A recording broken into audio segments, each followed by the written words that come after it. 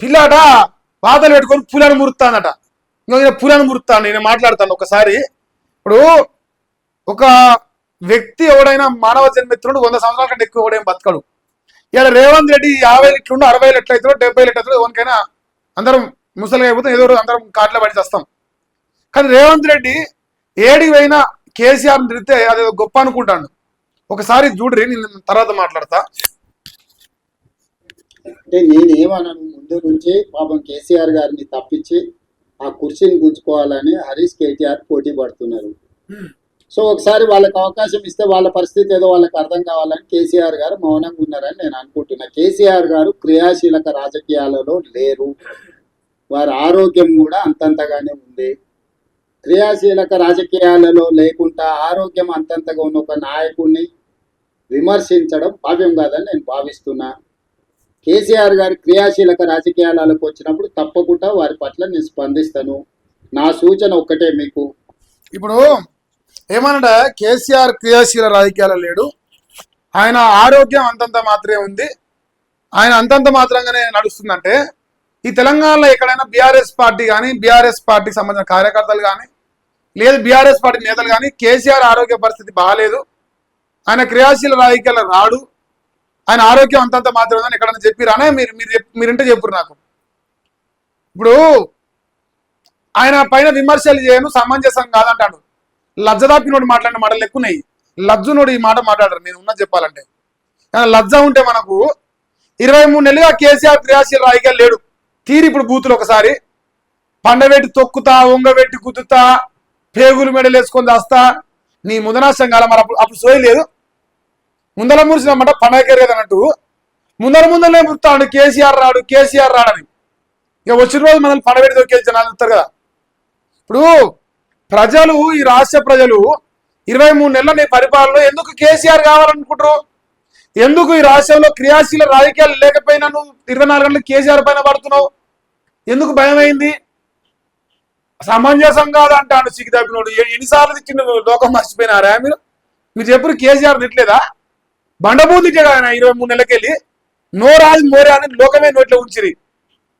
ఇలా పత్తితో అయిపోయింది సడన్ గా. నీ వెనకటి కటాయం 16 అంకాలు తిరిగి వచ్చినామంట, నీ చక్కగా ఉన్నా అని చెప్పిందట.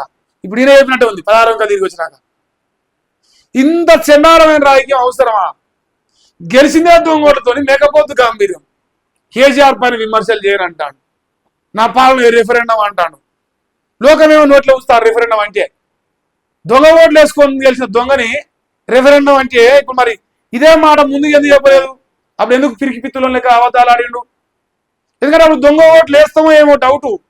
అధికారులు మనకు సహకరించరో, ఎలక్షన్ కమిషన్ సహకరించో. ఢిల్లీలోనేమో ఎలక్షన్ కమిషన్ దొంగ అవుతుంది, తెలంగాణకు వస్తేనేమో మంచిది అవుతుంది. మరి ఓటు చోరీ చేస్తే బీజేపీకి ఎందుకు డిపాజిట్ రాలే?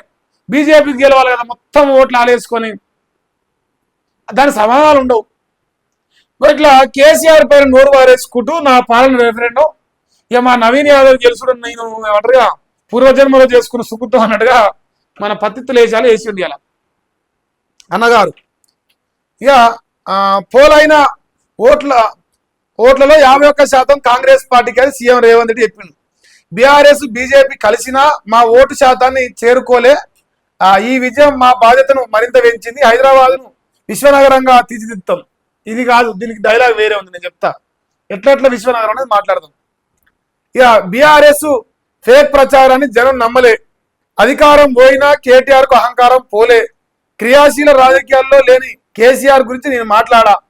చివరి ఏడాదే రాజకీయాలు చేద్దాం, వచ్చే 2 నెలలు సహకరించని ప్రతిపక్షాలకు విజ్ఞత. బా నీ సహకరిస్తారు ఏమంతన్నా వయమ్మ? అభివృద్ధి సెంటిమెంట్ ఏమవుతుంది? అభివృద్ధి చేద్దాం. ఈ 2 సంవత్సరాలు మీరు సహకరిస్తాను, మీరు సిద్ధం. నువ్వు పని చేస్తాను, నువ్వు సిద్ధమా? రైతు బంధు ఇస్తాను, నువ్వు సిద్ధమా? రుణమాఫీ చేస్తానికి సిద్ధమా? 2 లక్షల ఉద్యోగాలు ఇస్తాను సిద్ధమా? పెన్షన్లు పెంచడానికి సిద్ధమా? నువ్వు ఇచ్చిన 6 గంటలు అమలు చేయడానికి సిద్ధమా? నువ్వు సిద్ధమైతే మేము కూడా సహకరిస్తాను, సిద్ధం. నీకు మాకేమైనా పాలిపాగున్నాయా? పాలి పంచాయతీనా, గెట్టు పంచాయతీలు? ఏం పంచాయతీలున్నాయి? నమ్మించి ప్రజల్ని మోసం చేసినావు, నమ్మించి గొంతు కోసిన వాళ్ళని. అందుకే కదా వాళ్ళు ఇలా ఆగ్రహించాలని అవుతున్నది. ఏం కథోనా ఆయన అనేది నీ కథకే తెలవాలి, నీకే తెలవాలి. మొత్తానికైతే నల్లమల పులి అలా పొడుగు మాట్లాడు. మరి రిఫరెండంగా చూస్తారా, దీని శతగానితనంగా చూస్తారా, మరి ప్రజలు డిసైడ్ చేయాలి. ఇప్పుడు నేనైతే అడుగుతానా, 83% మంది చెప్తున్నారు ప్రజలు ఓడిపోయారు జూబ్లీస్ అని. దొంగ ఓట్లు దొంగలు గెలిచిర్రు.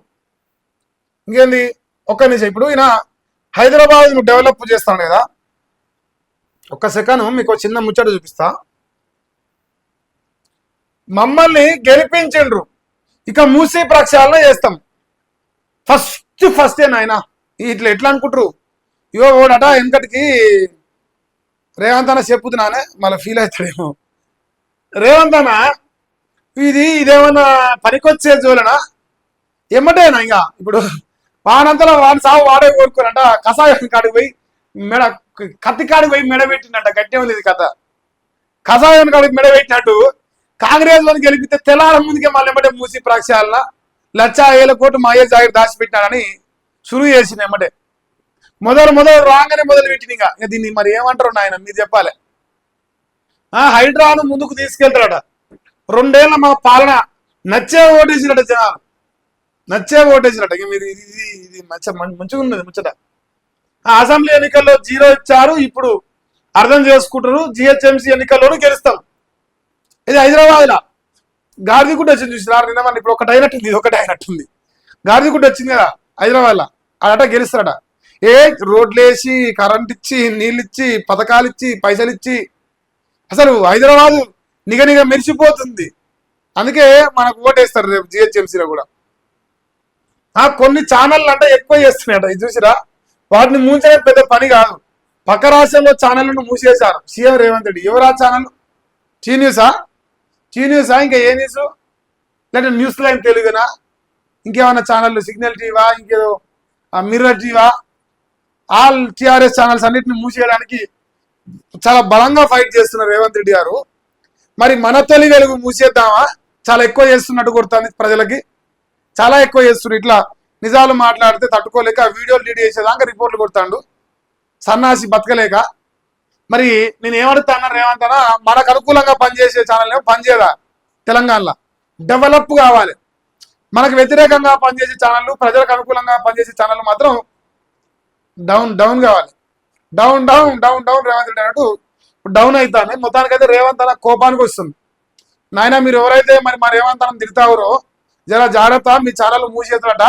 పెద్ద పనేం కాదట. 1,50,000 కోట్ల ప్రాజెక్టే ముంచుతాడు. ఇది పెద్ద లెక్కన మీకు. సో ఆ ఛానల్ ఎవరైతే అప్రమత్తంగా ఉంటున్నారు ఆయన. ఇంకా మా నవీన్ బొమ్మ పెద్దగా వేసిర్రు. ఈమెనేమో ఓడినా ప్రజల సేవలో ఉంటా అంటుంది, అంకిత భావంతో పనిచేస్తుందట. ఎన్నిక నిర్వహణలో ఈసీ విఫలమైందట, కాంగ్రెస్ రిగ్గింగ్ చేసి గెలిచిందట, భయపెట్టించి ఓట్లు వేయించుకుందట బీఆర్ఎస్ అభ్యర్థి మాగంటి సునీత. ఈమె మాట్లాడిన దాంట్లో ఆల్రెడీ నేను ఒక వీడియో కూడా సాక్ష్యం చూపించిన. ఇక డబ్బుల వల్లే కాంగ్రెస్ గెలిచింది, కాంగ్రెస్ విచ్చలవిడిగా డబ్బులు పంచింది, అధికార దుర్వినియోగానికి పాల్పడింది బీజేపీ అభ్యర్థి లంకల దీపక్ రెడ్డి. ఈయన ఇది ఒక స్టేట్మెంట్ ఇచ్చాడు. అది అందరు చేసిన చోలే కానీ నువ్వేం పంచలేదా? బీఆర్ఎస్ వాడు బీజేపీ వాడు రూపాయి పంచలేదని జూబ్లీస్ పెద్దమ్మ కాడ వచ్చి ప్రమాణం చేయాలి. మీరేం పతితులు అయినట్టు బీఆర్ఎస్ వాళ్ళు బీజేపీ వాళ్ళు మేం పంచాలంటే కలరంకి ఇస్తారు. అందరు లాగానే అందరికంటే పెద్దలాగా కాంగ్రెస్ వాళ్ళు పంచారు అంతే. మీకంటే ₹2 ఎక్కువ పంచారు. ప్రజల ఆశలు నెరవేరుస్తా, గెలిచినందుకు రుణం తీసుకుంటా, అందరి సహకారంతోనే గెలుపు, బెదిరిస్తే ఓటరు ఎవరు ఓట్లు వేయరు, ఎమ్మెల్యే నవీన్ కుమార్ యాదవ్. ఇది మాత్రం డౌటే, నాకు డౌటే. జూబ్లీస్ లా బెదిరిస్తే ఎవరు ఓటేరట. అందుకే బెదిరించకుండా వాళ్ళని పక్కన పడేసి మీరే ఓట్లు వేసుకురా. బెదిరిస్తారు కాబట్టి మీరే వేసుకునేమో. మరి అట్ట కూడా చెప్తే బాగుంటుండే. సో ఇదే ఆయన గెలుపుకు సంబంధించి ఎనలేదు నమస్తే తెలంగాణ కూడా రాసింది. ఇగో నవీన్ గెలిచిండని రాసింది. ఏమన్నా రాయాలి కదా, తప్పుతుంది పాపం, వాళ్ళ బాధ వాళ్ళది. మన రాధాకృష్ణ సిగ్గుదాపిన రాధాకృష్ణ ఎట్లా రాసిండు? అబ్బా జూబ్లీ హిల్స్ పై కాంగ్రెస్ జెండా, అక్క నవ్వుతాంది. ఒక కర్మ అంటే రిటర్న్ కొడతాడ, శల్యమ్మ రిటర్న్ కొడుతుంది. కర్మ హిట్స్ బ్యాక్ నిన్న నుంచి ట్రెండింగ్ చేస్తుంది. ఎందుకంటే రేవంత్ అన్నకు కవితక్క ఇలా హిట్కోర్ ఇన్ఫ్రాస్ట్రక్చర్ దందాలో భాగంగా అవన్నీ ఓ దందా నడుస్తుంటది. అక్క అన్నకు వ్యతిరేకంగా నడుస్తుంది నడనీరింగ.